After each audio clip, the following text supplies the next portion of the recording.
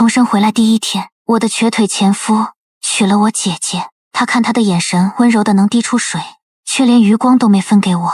上一世，我成了丞相府里那位瘸腿大公子谢衍之的妻子，姐姐却嫁给了手握重权、风光无两的摄政王裴进。旁人背地里没少嚼舌根，说我堂堂嫡女配了个行动不便的废人，又羡慕姐姐不过庶女出身，竟能攀上那样权倾朝野的夫家。可到头来，我与夫君相敬如宾，日子过得和和美美，反倒成了京城人人称羡的佳偶。姐姐却从正妻被贬为妾，神志日渐恍惚，最后竟横死街头。是我和谢衍之替她收了尸。那一夜合眼之后，再醒来，竟回到了谢衍之与裴进同时登门提亲那天。本该提亲于我的谢衍之，却抢先一步迈入林府大门。我愿以京城100间商铺为聘，求娶林家二小姐。林家二小姐是我姐姐林运河，我是3小姐林昭月。等我回过神来，姐姐的婚事已经敲定，再无更改的余地。谢衍之虽然腿脚不便，不能入朝为官，可这些年经商积攒的财富都数不清。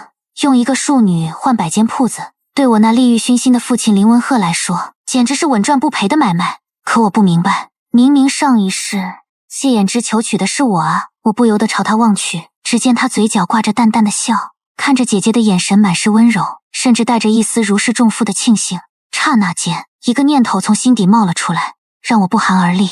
难道谢衍之也和我一样重活了一回？还没等我想明白，裴进便带着人登门了。他此行的目的同样是指名道姓要娶姐姐。旁人不清楚裴进怎么会看上区区侍郎家的庶女，可我心里明白得很，他有个藏在心尖上的人，当年在战场上为了救他而死。而姐姐的长相恰好与那人有7、8分相似，那人叫聂双华。正因如此，上一世姐姐刚嫁进摄政王府时被宠得如珠如宝，可好日子连1年都没撑过去，那心尖上的人竟活着回来了。第二天，姐姐就从正妻被贬为妾，从主院赶到了偏院，日复一日的看着那2个人恩爱缠绵，她受不住，渐渐变得疯疯癫癫。摄政王府嫌她丢人，干脆把她关在屋里不许出门。可姐姐还是跑出来了，她失魂落魄的走在官道上，被疾驰的马车迎面撞上，沉重的马蹄踏在她胸口上，她就那么横死街头，无人问津。裴进不管她，父亲嫌她丢人，最后还是我和谢衍之替她收了尸。想到这里，我忍不住打了个寒战，抬头时正对上裴进那双似笑非笑的眼睛。他随手一指，语气轻飘飘的：“既然林家2小姐已经许了人家，那就把3小姐嫁给本王吧。”我脸色一白，下意识看向谢衍之，他正望着姐姐，嘴角微微上扬，满眼都是温柔，连一丝余光都不曾分给我。我的眼泪忽然止不住了，大颗大颗的滚落下来，砸在手背上，烫得人心间发颤。满屋子的人都被我吓了一跳，尤其是姐姐，她满脸担忧地握住我的手，下意识想把我往身后护。我知道她的意思，裴进能亲自登门求娶，对林家来说是天大的脸面。从他那句话落地的瞬间，我的婚事就已经定了。我再不情愿，也不能露出半点端倪。我顺势躲到姐姐背后，压下满腹苦涩，装出一副羞于见人的模样。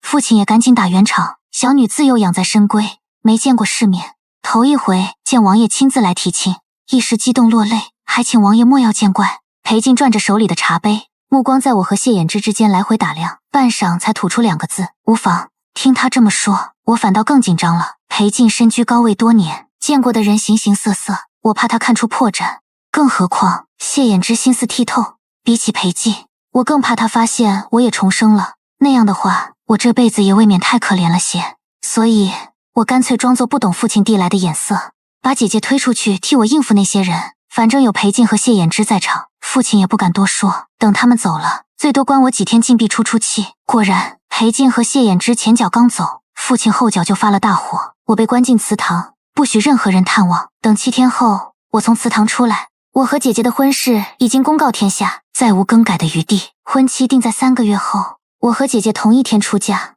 上一世也是这样，唯一不同的是，这一世我嫁的是裴进，她嫁的是谢衍之。那个顶好的谢衍之会在清晨泡一壶茶，看着我笑的谢衍之会因为我爱吃荷花糕，特意找了厨子要方子亲手给我做的谢衍之会替我擦眼泪，说会护我一辈子的谢衍之。好不甘心，可我又凭什么不甘心？谢衍之每次看着我的时候，心里想的到底是谁？姐姐死后，她拖着那条残腿长跪在寺庙前，求的又是什么？我几乎不用想就明白了。谢衍之不爱我，所以他求来了重来一次的机会。他要我替姐姐去死，眼泪又止不住了，吧嗒吧嗒落在手里的大红嫁衣上。坐在旁边的姐姐放下针线，拿起帕子轻轻给我擦脸。她说：“昭月，别怕。”一瞬间，委屈像潮水一样涌了上来，我扑进她怀里，放声大哭。姐姐，我不想嫁。姐姐有些慌神，笨拙地拍着我的背。她性子温软又胆小，不然上一世也不会落得那样凄惨的下场。可能被我哭得实在没辙了，一向胆小的姐姐忽然开口：“昭月，如果你真怕摄政王的话，我替你嫁。”我愣住了，不可置信地看着她。她磕磕巴巴地解释：“你我长得有6分像，成亲那天换了身份也看不出来。等第2天，事情都定了，也只能这样了。”说完，她又像想起什么似的，慌忙补充：“昭月，我不是想抢你的好姻缘，是，我去打听过了，谢大公子人不错，你性子太倔，摄政王又向来花心，我怕你吃亏。而且你喜欢的是谢大公子，我喜欢谢衍之这件事，瞒得过别人，瞒不过姐姐。她心思细腻，和我一起长大，早就看穿了我的心思。我看着眼前眉眼焦急却鲜活生动的姐姐，心里的怨气不知不觉淡了几分。至少姐姐还活着，她天性纯良，懂得看人眼色，却不懂后宅里那些弯弯绕绕，只知道一门心思对别人好。我是她妹妹，她对我更好，这辈子我不能再让她走上那条死路，死得那样凄凉。我擦干眼泪，握住姐姐的手，郑重地对她说：“不，姐姐，你必须嫁给谢衍之，而我也会给自己找一条活路。”可我万万没想到，这一世又出了新的变故。裴静心尖上那个人提前回来了，他回来的时间不早不晚，正巧是我和裴静成亲那天。他什么都没做，只是穿了一身素白往摄政王府门口一站，裴静就不管不顾地冲了出去，把我这个拜堂拜到一半的新娘和满堂宾客晾在原地。我握紧藏在袖子里的手，裴静大权在握，他可以为所欲为，可我不行。要是我就这么什么都不做，明天指不定会传出什么难听的话来。想到这里，我一把掀了盖头，落落大方地看向满座宾客：“王爷临时有急事，怠慢了诸位，还请多担待。”我边说边冲王府的管家使了个眼色，让他赶紧上好酒好菜，又亲自作陪，周旋在宾客之间，等大家吃喝尽兴，我再安排小厮一一送回去。没人能挑出我的毛病，就算有人想拿我掀盖头坏了规矩说事也不行，因为真正坏了规矩的人是裴静，要指责我就等于指责裴静，所以至少明面上他们只能夸我识大体，这些都是谢衍之教我的。上一世嫁给他以后，他把手里的铺子全交给我打理，京城百家商铺，关系网盘根错节，哪里是我一个后宅女子能理得清的？光是看账本就看得我头昏脑胀，没管2天就跟他闹脾气，嚷嚷说别人家都是男人养家，怎么到我这反倒要反过来？一向温声细语的谢衍之第一次对我冷了脸，他说这是我的立世之本，必须学。有你在，我为什么要学？我质问他，他却不说话。过了很久，他才长长叹了口气，我这病弱身子，万一哪天走在你前头，你什么都不会，被人欺负了怎么办？从那天起，再苦再累我都没抱怨过，连小女儿家的脾气都硬生生磨没了。因为我想稳稳当当撑起这个家，明明我最讨厌牲口的味道，却专门去学了骑马，只为了能带她出门散心。上女学时我读不进书，后来却把医书翻了一遍又一遍，只为了让她在阴雨天时腿能好受些。我把自己磨得无比坚强，能扛下任何事，全都是为了能和他相守一辈子，白头偕老。可如今，我看着身上的嫁衣和眼前陌生的房间，眼泪还是忍不住掉了下来。今夜是洞房花烛夜，谢衍之，恭喜你终于得偿所愿。我深吸一口气，擦干眼泪，卸了钗环，解开罗裙，坐在床边逼着自己想以后的路。如今裴静心尖上那个人提前回来，对我不一定是坏事。按上辈子的情形，我大概也是被贬妻为妾的命。不过我和裴静连对拜礼都没行完，要是拿这个做文章，说不定能直接退了这门婚事，或者求一封和离书。总之，我比上辈子的姐姐强多了，想到很快就能摆脱裴静，心里反倒轻松了不少。困意涌上来，我躺在床上沉沉睡去。可我没想到，事情完全没按我想的方向走。裴静第2天回来后，竟重新补办了婚礼，之后更是宠我宠得满京城都知道。我惶恐极了，更多的是迷茫。我摸不透他到底想干什么。起初我还怀疑他别有用心，可他对我实在太好，我随口说了句荔枝熟了，他就派人赶往岭南，跑死了6匹快马。5天后把新鲜荔枝送到我面前。秋天转凉，我低低咳了几声，他就散了早朝，把整个太医院都召进王府给我看病。如果只是这些排场上的事，我还能说他是在演戏，可偏偏他细心到连我喜欢巷口那家小店的桂花糕写字爱用羊毫而不是狼毫，每个月什么时候来癸水都记得一清二楚。我那颗原本死水一样的心不知不觉泛起了涟漪。我想我大概是要对他动心了，可就在这时，姐姐差人送了一封信来。她经常写信给我，说些铺子上的事，让我帮忙拿主意。这次我以为还是老样子，便去书房拿纸笔准备回信。可当我摊开信纸时，整个人愣住了。上面的字迹清瘦有力，透着不属于姐姐的风骨，写着子时城郊闲庄，这是谢衍之的字迹。我下意识攥紧了手里的羊毫笔，指节都捏得发白。上一世我打理铺子时碰上不少难事，谢衍之为了磨练我，不管遇上什么都让我自己解决，只有在我走投无路时才会出手。他帮我的方式也很简单，把能解决问题的人或地点写在纸上，悄悄放进我的庄。等我第2天梳洗时才会发现，可这一世我和他连一句话都没说过，他又何必借姐姐的手送这封信来提醒我？也许不，他上门提亲那天就已经知道我和他一样重活了一回。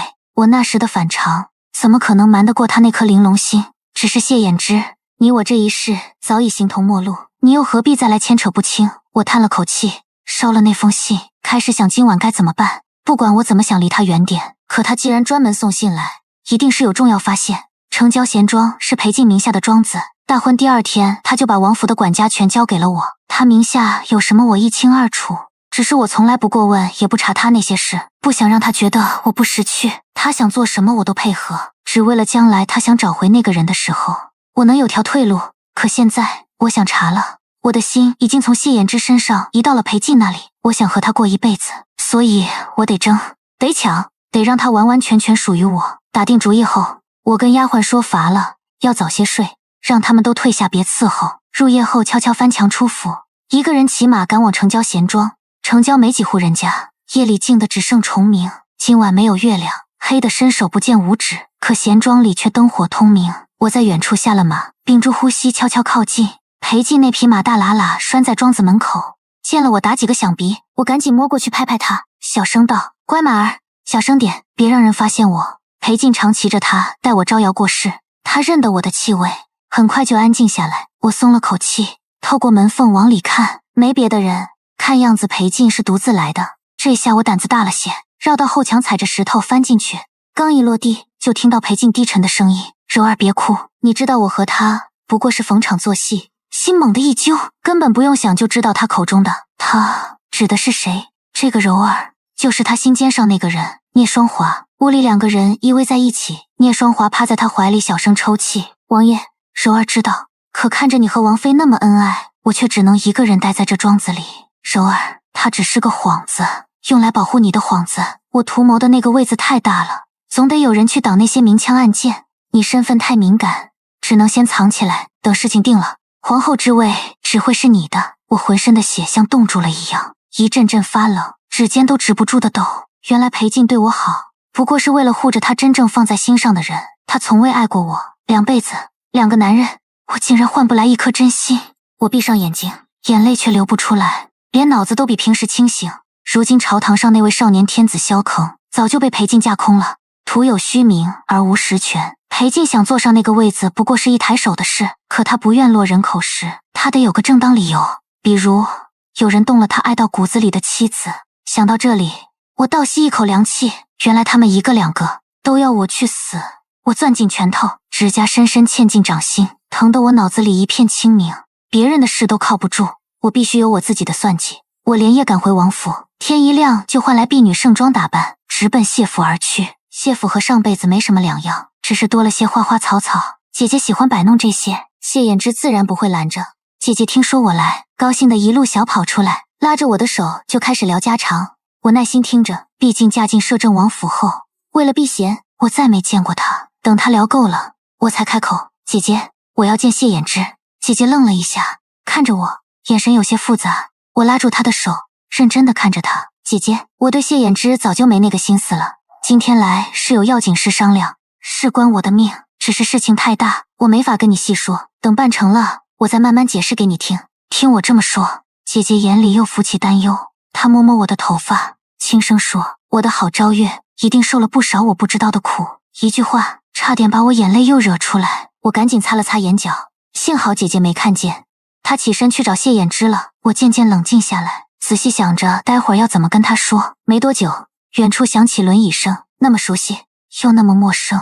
上一世我每天都能听到，每次轮子响起来，我就知道谢衍之要来了。我想过无数次再见到他的场景，想过自己会是什么表情，他是什么表情，可真见了面，反倒什么都做不出来了。谢衍之还是那副模样，风清月朗，不染尘埃。我突然觉得有些累，原先想好的那些寒暄话一句都懒得说。没等他开口，我直接开门见山：裴静要谋反的事，你知道多少？可能没料到我这么直接，他有些诧异地看了我一眼，很快又垂下眼，想了片刻，他说：“不算太多，那应该也不少。”他手里握着京城的经济命脉，又有上辈子的经验，能查到的事不会少。我端起杯子抿了口茶，又问：“那你知道裴静把我当靶子，要送我去死的事吗？”谢衍之瞳孔一震，目光终于落在我脸上，半晌，他声音发颤地说：“对不起。”我却笑了，没什么好对不起的，事已至此，想办法吧。这是上一世他总对我说的话，每次我把铺子里的事搞砸了，哭着去认错，他都会温柔地笑笑，然后这样说。谢衍之有些狼狈地别过头，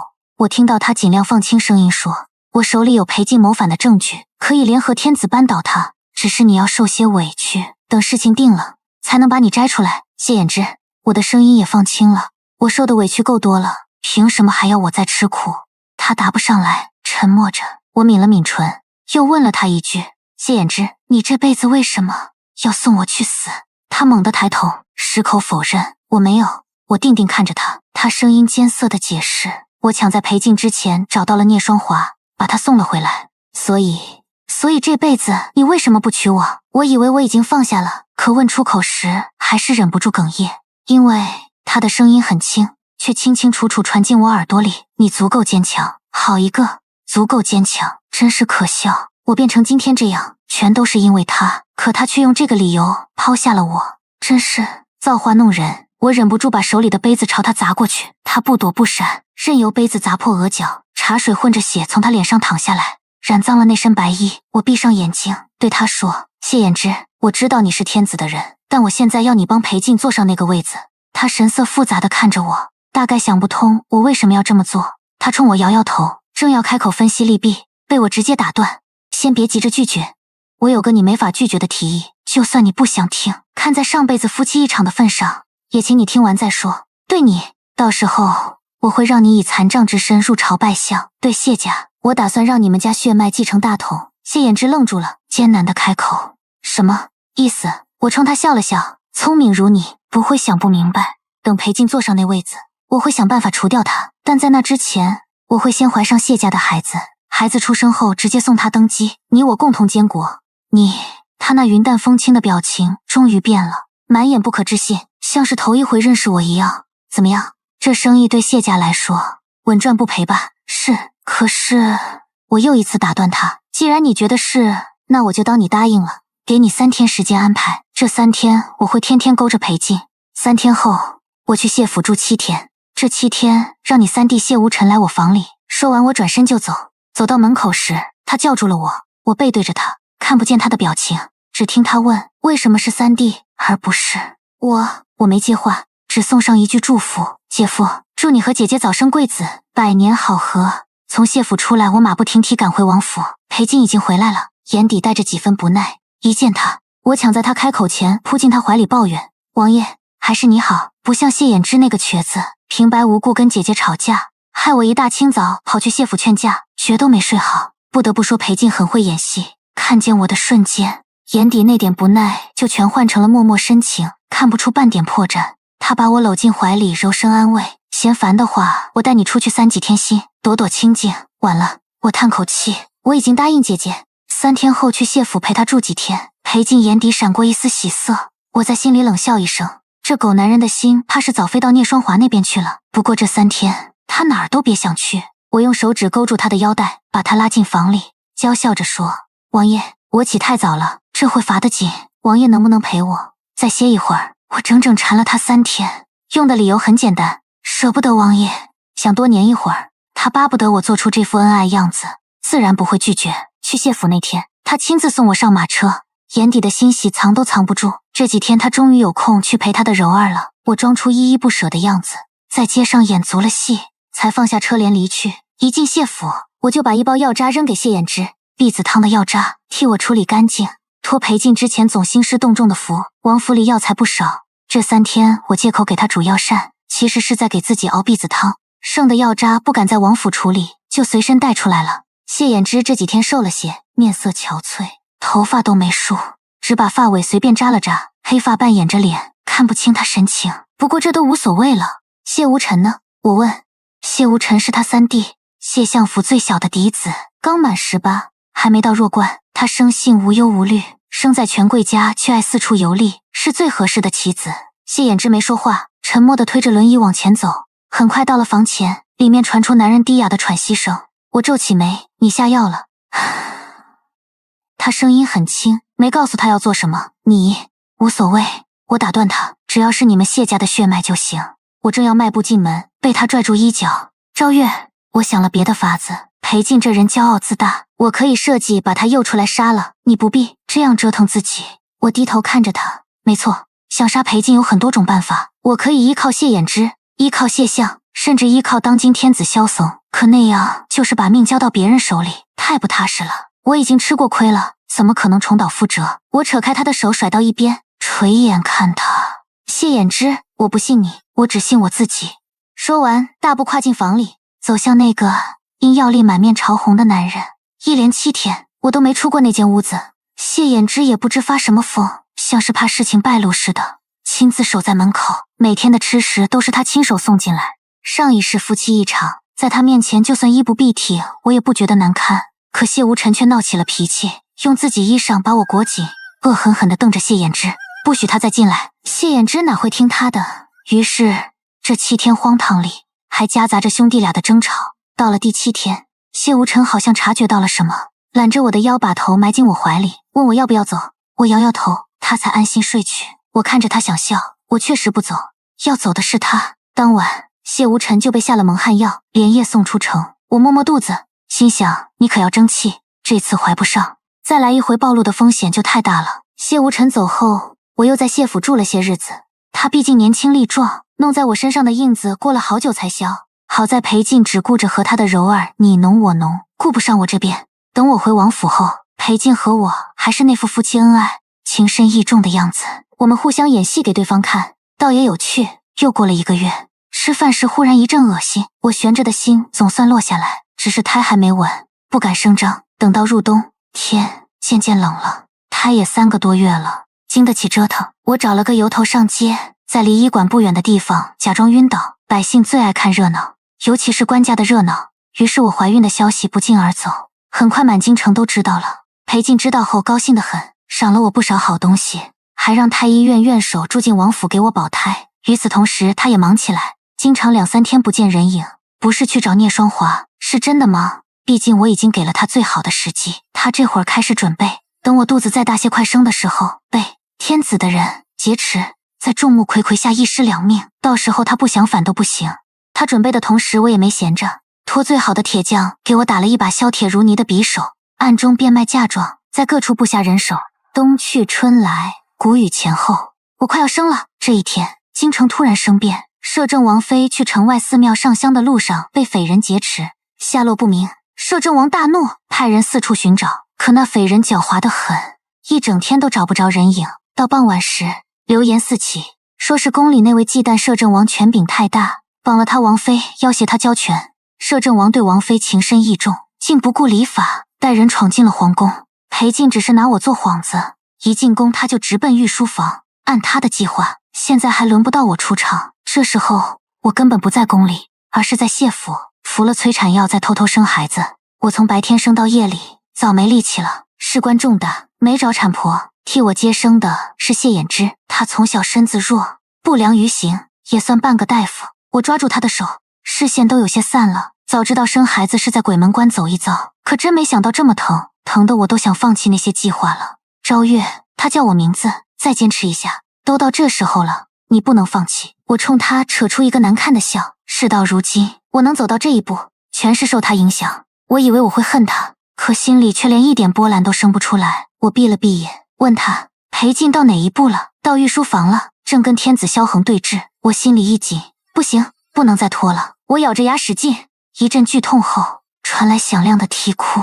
谢衍之往我身下看去，脸刷得白了。他说是个女孩。我比他冷静得多，看都没看孩子一眼。不是男孩。他那么聪明，知道我在说什么，叹了口气，没再开口。我喝了碗参汤，恢复些力气，抱着刚出生的孩子直奔皇宫。这时候裴静已经挟持着天子萧坑到了城墙上，逼问他我在哪儿。萧坑本就无辜，哪里答得上来？他也知道今天活不了，干脆倔着不开口。就在这时，一个黑衣人挟持着我走上城墙，喊着让裴静放了陛下。我抱着孩子冲裴静大声喊：王爷救我，还有你儿子。裴静演得真像，他双目欲裂，松开了萧红。他还以为黑衣人是他的人，按他计划，这时候我该被黑衣人推下城墙，所以他放松了警惕。就是现在，黑衣人突然暴起冲向裴静，裴静一时没躲开，腰上中了一刀，但他反应极快，迅速拉开距离，警惕地盯着来人。他身居高位多年，什么阴谋没见过，当即知道中计了。他以为是萧恒算计他，发狠地撞向萧恒，把他整个人撞下城墙，自己则喊来亲信，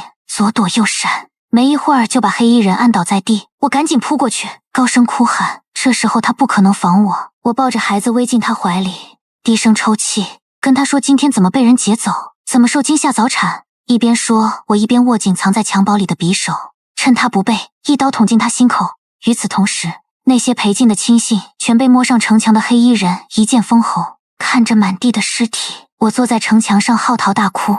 人人都说我这个妇人可怜，受了惊吓早产，丈夫又横死，萧坑膝下无子，皇室人丁凋零，只有我怀里这个孩子能继承大统。萧坑和摄政王同一天死后，朝堂乱了整整1年，直到我力排众议，让谢衍之入朝拜相，他只用了3个月就把乱成一锅粥的朝堂理清了。我松了口气，开始学帝王之道。3年后，我对谢衍之说我要登基，他不赞成，皱着眉说你现在大权在握，只差个名分，为什么非要去争？我半躺在摇椅上，眯着眼说我不是为自己争，是为了卓华。裴卓华是我女儿，起这个名字是希望她能像灼灼其华的桃花那样耀眼。现在卓华还小，看不出是女孩，可等她大些呢，瞒得住吗？到那时候再安排就太被动了，不如我登基，等20年后她直接以女帝身份继位。谢衍之看着我，眼里涌动着我看不懂的东西，克制又炙热，后悔又欣赏。他撑着残腿跪伏在我脚下，像是在亲吻我的脚背。臣遵旨。